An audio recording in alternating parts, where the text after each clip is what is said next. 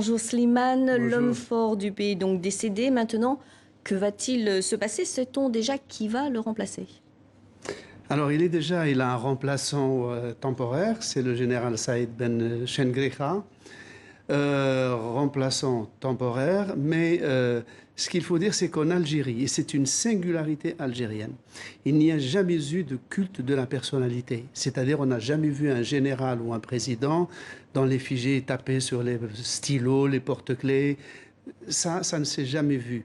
Donc, c'est toujours le groupe ou le clan qui a la primauté sur l'individu. Donc on n'est pas au Moyen-Orient où la chute d'un homme, d'un général ou d'un colonel précipite la chute de tout un système.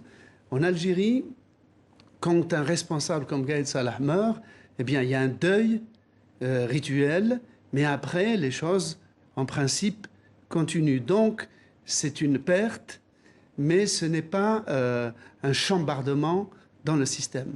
Mais alors, est-ce que les équilibres dans l'armée vont changer?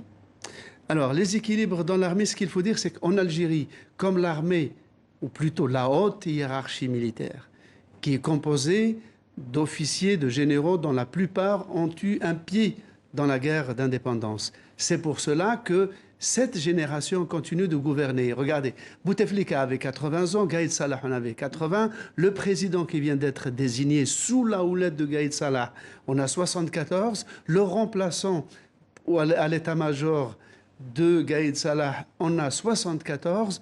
Donc on est encore dans une génération qui se rassure en nommant des gens du sérail du même groupe.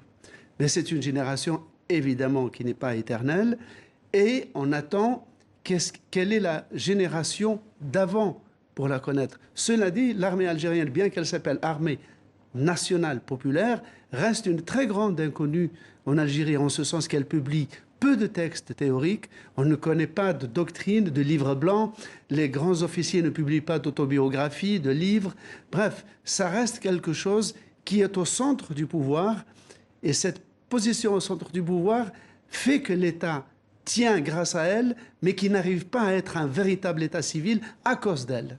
Merci beaucoup Slimane Zeguidour pour cette analyse.